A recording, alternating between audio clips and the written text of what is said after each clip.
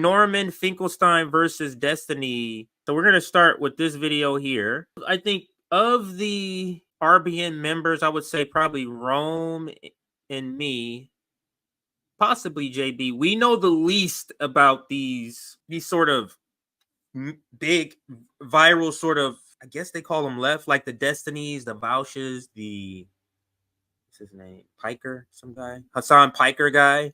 Like, I don't know them. I don't know their content. I don't know how many years they've been. I don't know them well. I just know that this guy is supposedly a big debater. All the debates I've seen, he hasn't been good. So this just makes me not want to be a part of the Debate Me Bro world, because a lot of the Debate Me Bro world is, I would say the vast majority of it is not good. It's people who can't debate well, people who don't know the knowledge. And apparently Destiny's one of those people who don't know the knowledge, and he's going against a person who has a lot of knowledge in Norman Finkelstein. But he completely destroys this person known as Destiny. Let's listen to this first clip here. There's a couple of clips we're going to play. That is exactly, you have not read him. What he said. I've read him. You don't understand him. He sits right here. Believe me, I'm a lot more literate than you, Mr. Borelli. I'm going to believe the guy that wrote the read stuff. What Wikipedia said. That's great. And you don't even speak Hebrew, and you call yourself an Israeli historian. We're all here on different grounds. Okay? I just want, if I can just respond. Well, no. I'm just saying that there were two tricks. That's fine. Mr. Bennell, don't change the subject. If you don't know what you're talking about, at least have the humility. You talk about chapter 6. You don't know chapter 6. How close has 242 gotten to the Palestinians? So what I've noticed in the tactics with this particular person, Destiny, this is probably the third debate that I've seen of him, or part of a debate, is that he completely tries to drown out the person talking, not with points. When you hear him, you don't hear him. It's not like two people are talking with points. You have one person talking about a point that's not stopping, and the other person just keeps repeating stuff because they just don't want people to hear you making a point.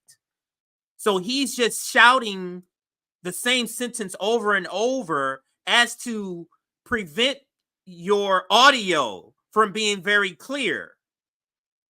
This is a strategy that a lot of these Debate Me Bros use. In particular, I've seen Destiny use this all the time. So, but there's other videos where it's a little bit clearer. So, but let's continue. We're all here on different grounds. Okay? I just want, if I can just respond. Well, no. I'm just saying that there were two tricks. That's fine. Mr. Bennell, don't change the subject. If you don't know what you're talking about, at least have the humility. You talk about chapter 6. You don't know chapter 6. How close has 242 gotten to the Palestinian peace? From tweet 5.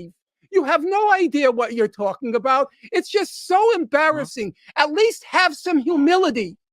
Between us, we've read maybe 10,000 books on the topic, and you've read 2 Wikipedia entries, and you start talking about chapter 6. Do you know what chapter 7 is? Answer me. That is exactly. You have not read what he said.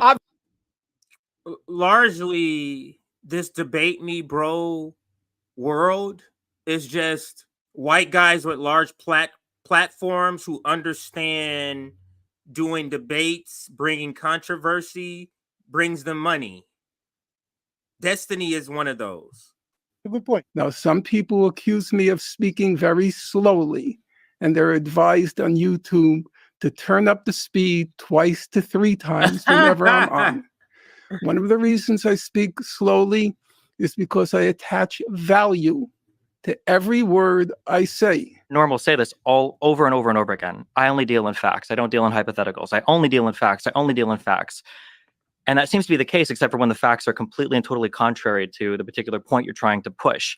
The idea that Jews would have out of hand rejected any state that had Arabs on it or always had a plan of expulsion is just betrayed by the acceptance of the 47 partition plan. I don't think you understand politics. They forced the British to prevent emigration of Jews from Europe and reaching safe shores in Palestine. Well, that's what they did. And they knew that the Jews were being persecuted in Europe. Was Palestine the only spot of land on earth? Yes, basically that was the problem. The Jews couldn't emigrate anywhere else. What about your great friends in Britain, the architects of the Balfour Declaration? By the late 1930s, what about the United weren't States? Happy to take in Jews, and the Americans and weren't happy to take in Jews. And why are Palestinians, who are not Europeans, who had zero role in the rise of Nazism, who had no relation to any of this, why are they somehow uniquely responsible for what happened in Europe and uniquely to close the only safe haven for Jews? Professor Morris, because of your logic, and I'm not disputing it, that's why October 7th happened. Oh my God.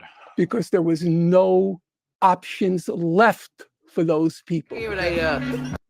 So the reason I'm not playing the entire debate, because a lot of this is largely about, it's like an hour and 40 something minutes or something like that. A lot of it is debating this historical stuff and do they have the right and all this stuff. And it is largely fine with, or largely kind of just say, okay, we're going to start at this point with sort of the white power structure having the power to give this Palestinian land to anyone, because that's what happened. And I'm not interested in sort of the details of that. It is just very simple for me. The Palestinians have the right of self-determination. At the time Israel was created as a country, the British was the one controlling them. The British is the one who says that this can be called Israel. The Britons don't have the right to do that. So I don't care anything about the Balfour, none of that. The land belongs to the Palestinians and you get off. That's it. Not really interested in all. But I was interested in just sort of the debating style of, what was in, and that's why I just want to just play some of the clips. But let's play a little bit longer clip. Let's get some reaction first. So here is Glenn Greenwald. I respect the building of one's own large online platform without relying on media corporations. But the fact that so many believe a person this shallow, they're talking about destiny, with knowledge this superficial and perspective this benign is some masterful debater and thinking is just embarrassing. It's the same thing I said. Destiny is supposedly this masterful debater and thinker. This person? That can only be true in some sort of fantasy debate me bro world. In the real world, this guy is looked at as a fraud and a charlatan and a doofus. Let's listen for you to get the full understanding here. Listen to this here. Do you read the case? Yeah. It is Mr. a highly Corrali, special intent. I'm going to ask you again. Genocide. Yes. Please stop displaying your imbecility. Okay, I'm sorry if you think the declaration of the judge is imbecile. Don't put on public display that you're a moron. At least imbecility is the what Nico House was referring to. That's the new word. Imbecility might have just become my new favorite word. This is the one I'm looking for here.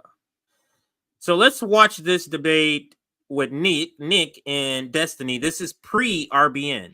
The rights movement in its heyday was not popular. Like the bus sit-ins had like a 70% disapproval rate. So you don't advocate for things based on what, especially from my perspective, what white America tells us to.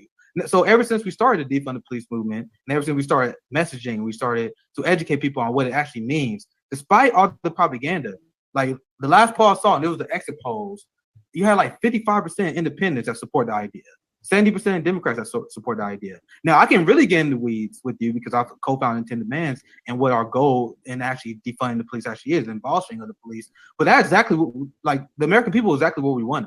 It's a process. And that's why a lot of those cities you mentioned that, quote unquote, defunded the police, they failed because they didn't follow the process. There is a road to abolition, So how this came about, Nick put out something about defund the police or something like that, and Destiny said anybody wants to debate me. This wasn't planned at all. He just put out a call. Nick said this, and they came on a debate about defund the police, not understanding that Nick was the co-founder of 10 demands. Nick was this person immersed in this information and who can come up with facts and statistics all in his head and have articles saved.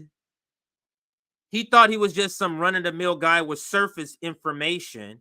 The same critique that was leveled against him in some of those tweets and by Norman Finkelstein is that he has surface level, by Glenn Greenwald, he has surface level understanding of these issues, the stuff that they just see in TV. It just doesn't work when you debate somebody with deep knowledge on the topic like a Norman Finkelstein on Palestine and Israel, and Nick on defund the police and 10 demands. That is an easy transition. People always ask, what are your guys' plan for this? So once we actually explain that plan, and once people actually, it's all about resource management. Like the same people who are not, they're not confused when it comes to defunding education, but we talk about defunding the police, which like we spend more on the police than every other country except China does on their military. Like before the Ukraine war, the new NYPD spent more on their police budget than the Ukrainian military. Like these are things that like if you're a fiscal conservative, how can you rap with this stuff? Especially considering, like you said, crime is up. So they're not doing their mandate. And that's all you have to explain to people. Why we spend this much money when the police is not even solving crime? This one simple question, and the fact that people are inherently shifting to the left, despite what you're saying, if you have 55% independents, 74% of Democrats, they support our goal, our ask of shifting funding. Then once we do that, then we got another plan after that. But y'all don't have to know that, because once you decrease the police and you fund the programs that historically been proven to drop crime, once crime drops, as we predict it will. Well, I don't think there are ways to like predict that. I think there's a few things that like point to small decreases, but like what's like the surefire ways to like reduce crime? Like what are the surefire funding ways to do that? Because as someone who do not have this inherent bigoted and racist belief that some people are irredeemable, I believe if you provide for people, and this has been shown in small scale studies, providing housing, healthcare, increased wage, and actually a functioning society, because we don't live in a functioning society unless you in the like top 5%, right? Well, so I think that most people in America are living in a pretty functioning society. No,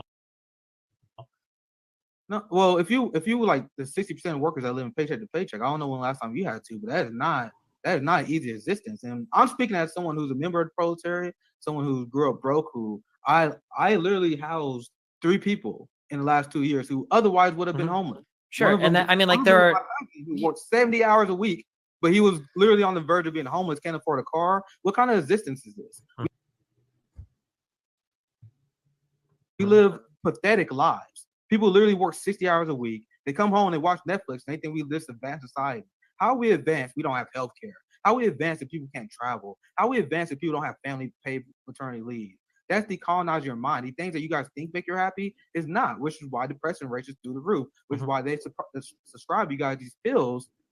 Yeah, this guy wasn't sure what to expect when he brought Nick on, and then Nick just was a mile a minute, and it almost felt at times that the guy was uninterested. But this is when debate me bros debate people with real issues. You see how they're not really into it. It was just a white guy debating him on defund the police. He would be able to say a lot of nonsense shit that he's probably not going to say debating Nick, somebody who's actually part of the working class, somebody's part of the working check to check crowd. But he largely seemed uninterested for most of that, for at least this part that I showed you.